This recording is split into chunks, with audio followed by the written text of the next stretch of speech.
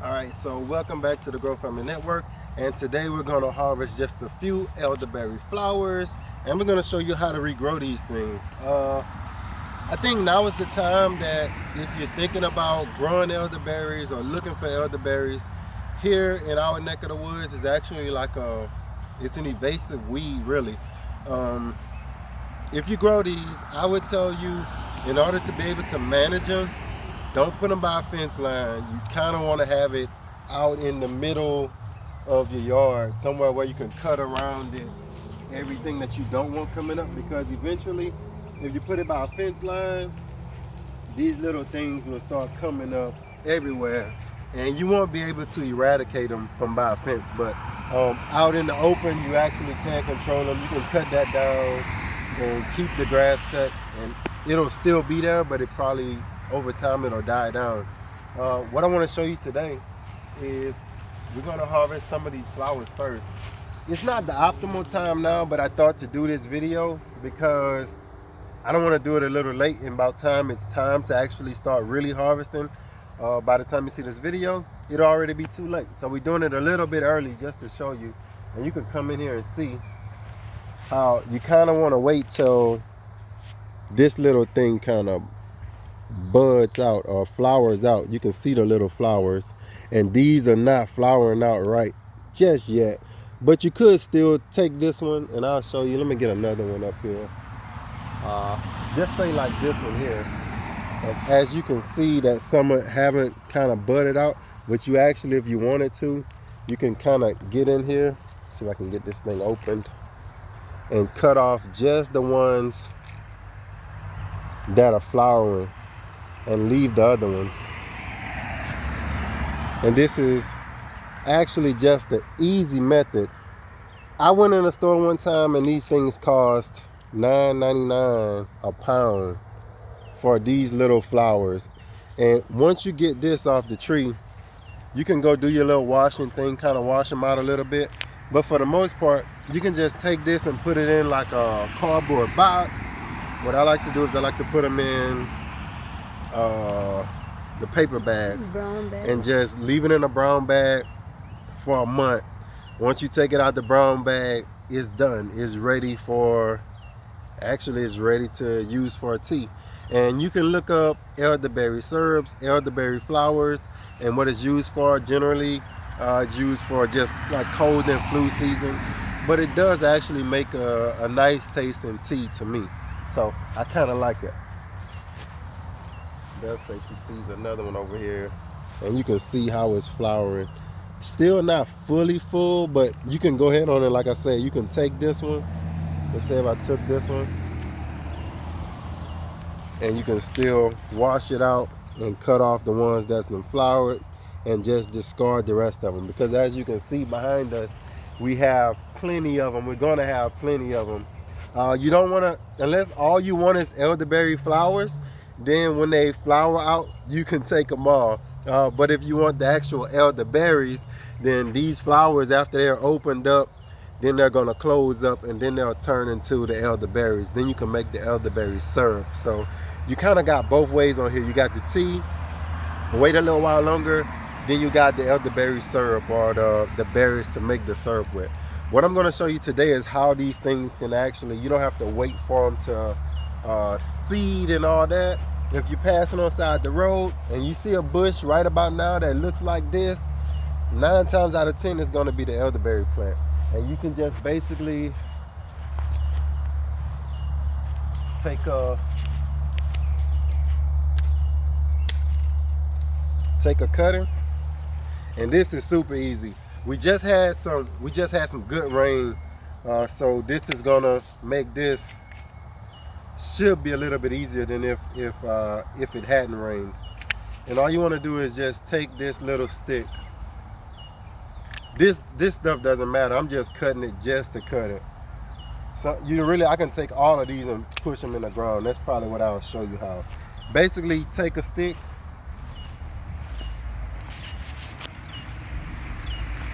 We used to have a plant right here, and I kind of want to keep this area since we got so much company coming up. So what I'll do is I'll take this stick, like I say, we got this hard clay soil. So many a times, the best time to do this kind of stuff, where you're doing stuff like fig cuttings and these elderberry cuttings, the best time is to do it right around after a good rain. I probably wanted to put that right here, more on a straight line, but it'll be all right. I'm kind of trying to line these up. Same thing, let me take another one. We're gonna get a straight one. Let's get a straight one. Looking, make sure they're like sticks. Make sure they're like this. All right, make sure that's straight. Look at the flower. You got flowers on that one? Yeah. Oh, look at that. It's And beautiful. you can use the flowers. So I got my flowers right over there. You actually can just cut that off. This thing doesn't matter. You can cut all these leaves off. This thing right here, you see all these little nodes? It can kind of push out leaves from almost anywhere on this thing. So I'm gonna take this one, kind of line it up with our other trees, somewhere around right there, and just, basically that's it. I'm gonna do one more, probably just choose, let me just choose these that I already cut off so I don't waste. Come on and open up for me. So you can see this one is actually a little smaller one. So if you're wondering like what size branch do I need, it really doesn't matter. All three of those branches have been different sizes, but just make sure your wood is the brown wood, and it takes off within a few weeks. And you got a lot of cuttings, so if one of them don't make it, but generally these that I put down made it. A few years ago we bought this one over from the other house.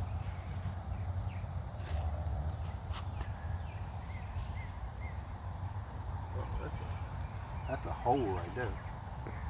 What was in that hole? I don't know. But for some reason, it's like something was there. I think we might have dug up a tree that died. Maybe remember, like 3-4 years ago, we had The a plum apple? tree right here, Yeah, I guess so. and I think it died because that thing is just going through like nothing is in the ground right there. Let me come over right here. That's better. Oh! You're pushing too much. I'm pushing too much. So take that one and I do the rest. I do this part. This thing is, it doesn't matter. It's evasive. Don't blame me if you plant this in your yard, because it will go crazy. It will. It's kind of hard to Maintain. yeah, it's hard to maintain. But if you look at the aspects of it, it's kind of bordering on the verge of being that superfood or that super medicinal type plant that everybody's trying to get their hands on now, as we're getting all these viruses and things kicking up. You can see it's a little bit easier to grow this than to grow a fruit tree, and it bears berries and all of that, but it has a potent virus fighting and antibacterial property that people are looking for. So I just wanted to share that with y'all and kind of show you how to get these things, how to get them going. We can take all of these inside, just throw them up in a little bag.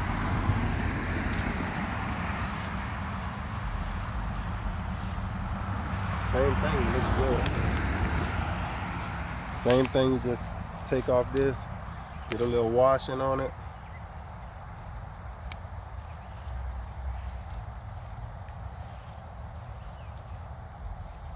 And that's the elderberry tea.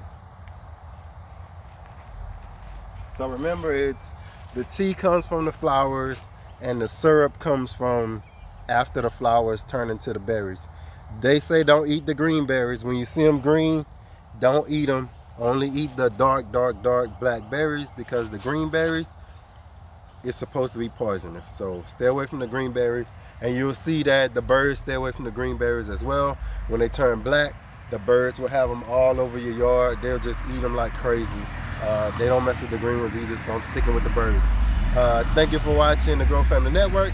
Hope this video helps you out, because it's time for you to start looking for this out in the ditches and all of that if you want to get one for yourself. It's easy to see because you'll see this little white looking top on them as they go to flower and stuff, so it'll be easy for you to see it. So thank you for watching the Grow Family Network, and as always, these bugs are killing me. Grow, grow, grow. Peace.